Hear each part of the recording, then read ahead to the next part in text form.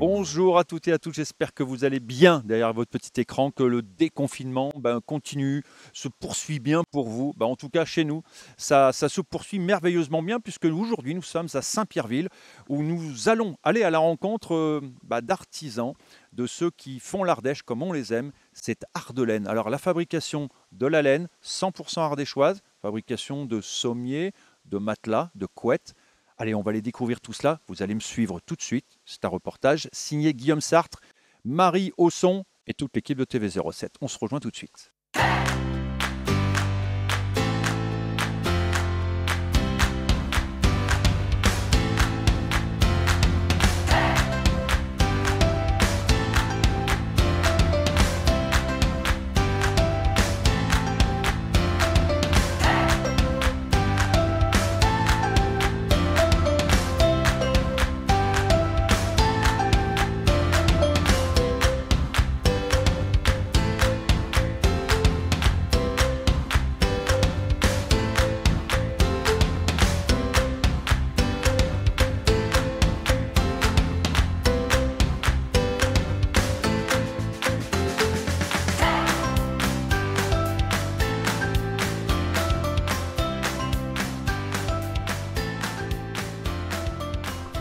Voilà, nous sommes à l'origine un petit peu de la laine. Nous sommes dans un endroit particulier qui s'appelle une bergerie. Explique-nous un peu, William, cette bergerie ici à Ardelaine. C'est une petite bergerie qui Voilà. fait partie intégrante de nos visites. Donc, c'est des moutons qui sont à destination pédagogique pour les visiteurs qui viennent nous voir ici à Saint-Pierreville pour apprécier un petit peu les différentes races de brebis, tout le panel des races qu'on peut avoir et qu'on peut trouver en France. Une petite partie, on a ici 8 brebis, donc 8 races différentes de brebis qui nous permettent d'aborder un petit peu ces sujets-là et surtout les qualités de la laine pour montrer qu'il y a vraiment des laines très très différentes d'une race à une autre. Alors justement, ce qui est assez rigolo, on voit qu'il y a une partie de ces brebis qu'on voit à l'image ne sont pas tondues. Alors c'est justement pour montrer la qualité et les différentes laines. Exactement, on leur laisse un petit pompon sur le dos, puisqu'en cette période de l'année, au printemps, on vient de les tondre, donc on aurait du mal à apprécier un petit peu la longueur de la fibre, la couleur, la qualité, ainsi de suite. Donc on leur laisse un petit peu de laine sur le dos pour que les visiteurs puissent voir à n'importe quel moment de l'année la longueur de la fibre, la texture, l'épaisseur, puisqu'évidemment on va faire différents types de produits selon les qualités de telle ou telle laine. Principalement, quelle est l'espèce la plus utilisée ici à Ardelaine ? À Ardelaine, ici, on va utiliser la race qui est la plus présente localement, qui s'appelle la blanche du Massif central, qui est une race qui est très intéressante pour nous, puisqu'elle a une laine qui est assez courte, mais qui a beaucoup de ressorts et beaucoup de gonflants. Et donc, c'est la laine qu'on va utiliser pour faire toute la literie, les matelas, les couettes, les oreillers. On utilise aussi d'autres types de laine pour faire des vêtements. On va utiliser un petit peu de mérinos, de l'Île-de-France, mais principalement, c'est la blanche du Massif central qu'on va utiliser et qui est en grande quantité dans la région. Alors justement, on parle de quantité.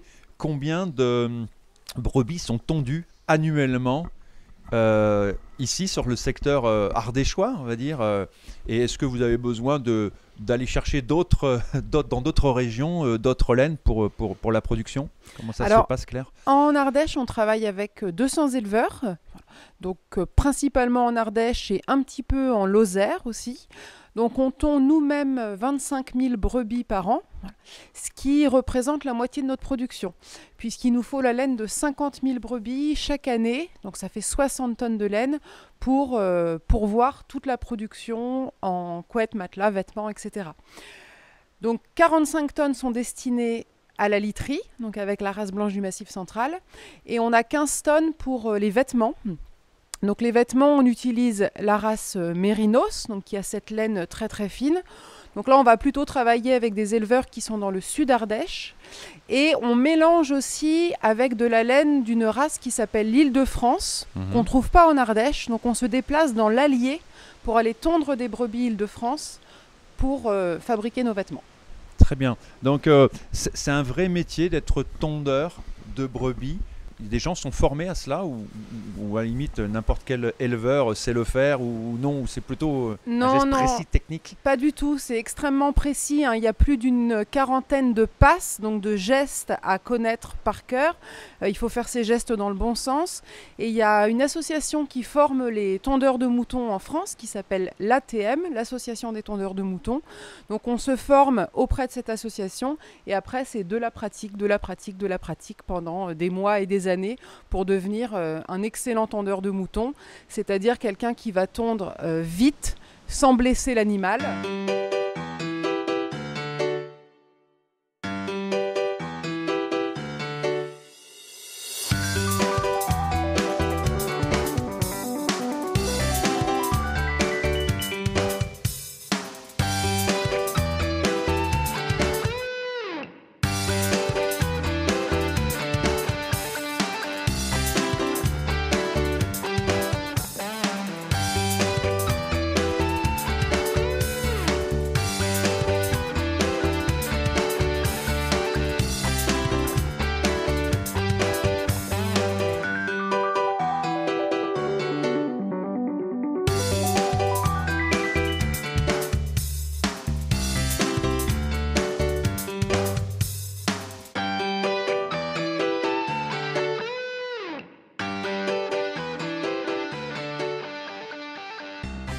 Julien, raconte-nous quel est ce lieu magique, quel est le lieu du cardage. Qu'est-ce que le cardage? Le cardage de la laine. Oui. Effectivement, ici, on est dans ce qu'on appelle, dans notre vocabulaire, l'amont, parce que c'est vraiment le lieu qui va amener la laine dans tous les autres ateliers que vous visiterez par la suite.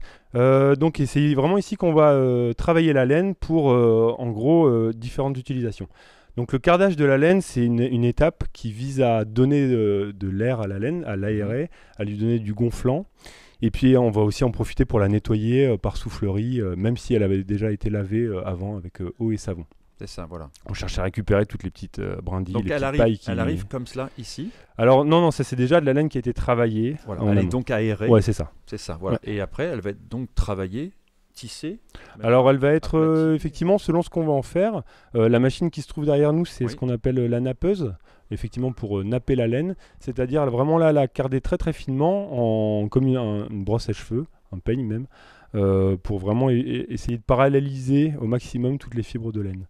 On est sur une fibre qui est très très isolante, qui a beaucoup de vertus, et du coup on va l'utiliser dans différentes modalités, on peut dire quoi. Donc ça effectivement, ça serait plutôt une laine pour faire de la matelasserie par exemple. On est sur une fibre qui est gonflante, qui a beaucoup de résilience, donc effectivement pour les années à venir, on va bien dormir sur son matelas grâce à la laine. Si on cherche à faire des couettes, au contraire, on va vraiment carder pour en faire une matière très fine. Garder vraiment le côté isolant, mais fin et léger de la fibre. Ce que l'on voit sur les images d'ailleurs, avec la finalité de l'escargot. Donc effectivement, cet escargot de laine, c'est vraiment le corps de la couette, par exemple, ou du surmatelas. Et puis effectivement, pour le rendre plus solide, pour le rendre durable, on va l'entourer de coton. Donc nous ici, on travaille avec du coton biologique. Voilà, pour faire une couette qui dure une quinzaine, vingtaine d'années sans souci.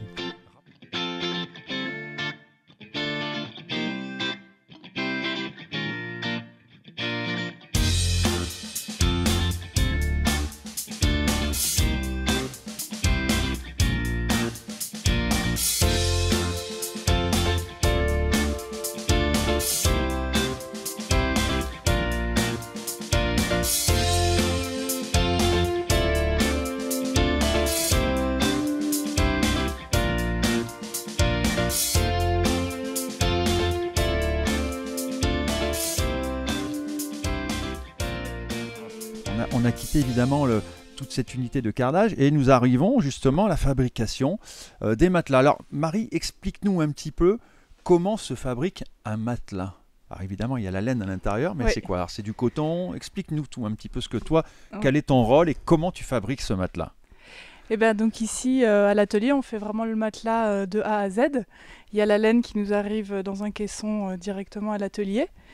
On trace le coutil, le tissu pour fabriquer un matelas s'appelle un coutil. Voilà. Donc effectivement c'est du coton, celui-ci c'est du coton bio et assez épais pour être quand même suffisamment solide. On le trace sur la table juste là-bas. Très bien. On le pointe, on le prépare et ensuite donc on a notre premier coutil en bas comme ça. Et ensuite on vient bâtir ce qu'on appelle bâtir la laine par-dessus. C'est la répartition de la laine? Voilà, c'est de la répartir de façon équitable à peu près sur tout le matelas. Il faut qu'il y en ait quand même un petit peu plus au niveau où la personne dort parce que c'est là où ça va se creuser. Oui. Donc voilà, et il faut qu'elle soit suffisamment mêlée, mais pas trop tassée. Donc c'est là... Donc il y a vraiment une grande technicité, il faut de grandes connaissances pour faire un matelas comme ça manuel. C'est surtout, moi ce que j'ai compris dans l'apprentissage, c'est de la sensation. C'est quelque chose... Alors on doit apprendre et connaître le résultat que ça doit avoir, mais la façon d'y arriver, c'est complètement personnel et le geste à faire pour arriver à cette répartition justement... Et ça s'appelle le savoir-faire français. Exactement. Et notamment le savoir-faire ardéchois, c'est encore mieux. Combien de kilos de laine pour faire, là c'est un matelas Alors ça c'est un grand matelas, c'est un tradition 160 par 200. Oui. De base, comme ça, il y a 26 kilos. 26 kilos. Et puis après, on en rajoute un petit peu à la couture. Et voilà, donc il y en a plus même que 26 Très bien. kilos. Alors on voit après des points de pression. On vous a vu, de toute façon on va le voir évidemment sur les images. Vous passez en fait une grande aiguille, voilà. Comme celle on qui les sont voit là. qui sont... Donc ça s'appelle des fils de serrage. Donc juste après avoir bâti la laine, on referme le matelas, il est cousu, et à ce moment-là, on passe ces fameux fils de serrage avec la grande aiguille, voilà, pour maintenir la laine à peu près de façon comme elle est mise, quoi. Et puis ensuite, on va y glisser des pompons. Tout est fait vraiment manuellement, Ouais. rien n'est mécanisé dans vos gestes. Tout est fait à la main comme avant. La seule machine qu'on utilise, c'est la machine à coudre pour voilà, donc là sur le fermer côté, le matelas. Pour fermer le matelas. Ah oui, d'accord, Voilà. le matelas est fermé. D'accord, ok. Voilà. Combien d'heures pour réaliser un matelas comme celui-ci, donc un 160 par 200? Une journée, 7 heures. D'accord, 7 heures. Ouais.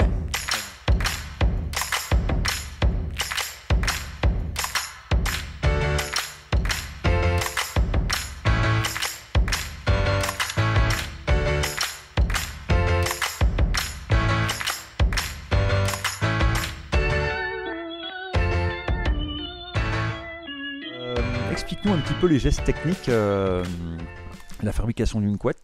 On voit encore une fois que c'est fabriqué, tout est fabriqué manuellement ici à Ardelaine. Tout est fait à la main et c'est vrai. On va avoir du coup une enveloppe de tissu en coton biologique. Donc on va commencer par prendre ce tissu, le découper, faire ce qu'on appelle du traçage, des points de repère qui vont nous permettre de pouvoir insérer la nappe de laine correctement et les finitions également. Ensuite, une fois que ce traçage-là est fait, eh bien, on va faire ce que font Sophie et Corinne derrière nous. On va mettre la nappe de laine à l'intérieur de façon à pouvoir l'envelopper et la protéger avec ce tissu-là. Et la nappe va être maintenue à l'intérieur de ces tissus par les bouffettes qu'elles vont poser un petit peu partout. Donc c'est des petits pompons qui vont traverser la couette pour lui permettre d'être maintenue et d'avoir une grande durée de vie derrière.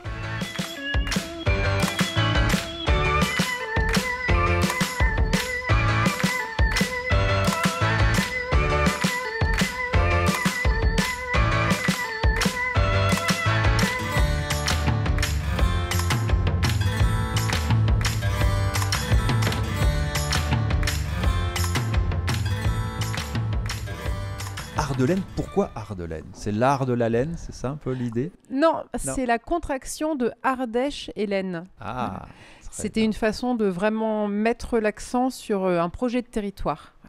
Puisque au début des années 70, c'est un groupe d'amis qui découvre à Saint-Pierreville, ici même, une filature en ruine et qui découvre parallèlement que les éleveurs de moutons du territoire jettent leur laine sur le tas de fumier parce que personne ne veut leur acheter. Alors que c'est une matière qui est remarquable à plusieurs niveaux. Et donc, ils vont se dire, mais personne n'achète la laine, les éleveurs ne trouvent plus de tondeurs de moutons. Et bien, nous, on va se former à la tonte. On va tondre les moutons sur ce territoire, on va acheter la laine aux éleveurs et on va essayer de fabriquer quelque chose avec. Et donc l'histoire s'est construite petit à petit comme ça. Donc au départ, un atelier de fabrication, donc de transformation, on va dire. Alors au départ, des tondeurs de moutons qui décident d'apprendre le métier de matelassier. Parce que comme ils collectent de la laine et qu'ils en ont en grosse quantité, ils se disent il faudrait qu'on trouve un produit qui utilise beaucoup de laine. Or, dans un matelas, il y a 25 kg de laine. Et il se trouve qu'à cette époque, le savoir-faire des matelassiers n'a pas encore disparu. Il y a encore des matelassiers dans la vallée du Rhône, donc ils vont se former auprès des derniers matelassiers de la vallée du Rhône. Et pour fabriquer un matelas, il ne faut pas beaucoup d'investissement. Il suffit de trouver une laverie de laine. Il se trouve qu'il y avait une laverie à Annonay, dans le Nord Ardèche. Donc ils vont s'appuyer sur cette laverie pour laver. Et ensuite, ils vont investir dans les petites cardeuses manuelles et apprendre le bâti. Voilà. Donc, très rapidement, au bout de quelques années, ils sont capables d'intégrer ce savoir-faire des matelas. Puis ensuite sont venus les couettes, les oreillers, puis ensuite les vêtements. On se retrouve ici dans le lieu, ce joli café avec d'ailleurs plein de produits locaux, ce qu'on peut voir, on en parlera sans doute après. Ça s'est développé très rapidement, cela, l'envie d'avoir de multiples activités autour de ce noyau qui est quand même la laine. Au-delà de la laine, je pense que le projet d'Ardelaine, c'est vraiment un projet de développement de territoire rural, quoi, et de valorisation des matières et des gens qui sont présents. Donc du coup, à ce niveau-là, évidemment, très tôt, il y a eu cette idée de pouvoir travailler la laine, mais pas forcément s'arrêter là. Et en même temps, on avait aussi envie de pouvoir transmettre nos savoir-faire, de montrer ce qu'on savait faire et d'en parler à un maximum de gens. C'est pour ça qu'on a rapidement développé des lieux d'accueil qui ont permis aux visiteurs de pouvoir venir nous voir. Donc on a ouvert des parcours muséographiques au début des années 90 qui ont été complétés petit à petit par d'autres structures, dont ce bâtiment aujourd'hui qui est sorti de terre il y a une dizaine d'années, qui comporte donc un café, une librairie et un restaurant. Très bien. Claire, toi, tu t'occupes principalement des activités liées autour de la pédagogie, notamment l'accueil des enfants. Il y a des écoles qui viennent ici découvrir. Notre réalisateur est venu il y a 20 ans, Guillaume, il en parlait tout à l'heure en préambule. Ça continue cette histoire ? Oui, tout à fait. Ardelaine, on est vraiment repéré comme un lieu de transmission pédagogique autour de la transformation de la laine. Et très souvent, on a parmi les visiteurs qui viennent ici, des gens qui nous disent « Je suis venu ici il y a 20 ans, j'ai fabriqué mon coussin, je l'ai encore et je reviens, j'amène mes enfants. » Et c'est là qu'on se dit que c'est gagné quelque part. Évidemment. Parce que cette porte d'entrée via nos ateliers pédagogiques et nos visites pour les enfants marque vraiment toutes les personnes qui viennent ici. Et si elles reviennent 20 ans après, ça veut dire que ça leur a plu et pour nous, c'est une très bonne chose.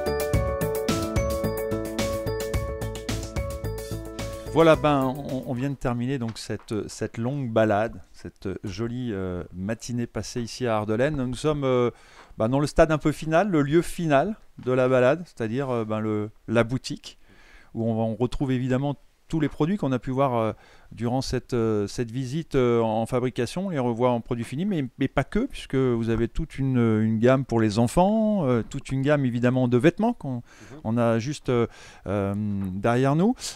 Ces vêtements sont fabriqués à Valence. Hein, voilà, oui, c'est ça. C'est ça. On a nos ateliers de confection de vêtements qui sont à Valence et notre atelier de tricotage est à Charlieu, à côté de Roanne. Très bien. Donc là, on retrouve la totalité. Mais est-ce qu'il y a des nouveautés chaque année, justement ? Ah, bien sûr, on a donc l'équipe de la création des vêtements qui chaque année travaille à renouveler la collection, inventer de nouveaux modèles. Et donc chaque année, au mois d'octobre, on a un catalogue qui sort et qui présente toutes les nouveautés chaque année. Rappelez-nous les horaires d'ouverture. Alors, on est ouvert 7 sur 7 quasiment toute l'année. On ferme le 25 décembre et le 1er janvier. Et nos horaires d'ouverture, c'est de 10h à 18h. Très bien. Alors, si vous voulez rencontrer Claire et Willy dans les prochains jours, là, vous êtes en vacances, vous allez pouvoir évidemment vous balader, vous, même les Ardéchois. N'hésitez pas évidemment à venir découvrir ce lieu très sincèrement magique et où vous allez apprendre plein de choses. Et on avait des enfants aujourd'hui avec nous. Très sincèrement, nous ont passé un excellent moment. Alors merci à vous tous de nous suivre évidemment sur nos antennes et puis on se retrouve très très rapidement pour d'autres aventures. À très très vite. À bientôt. Merci, au revoir. À vous.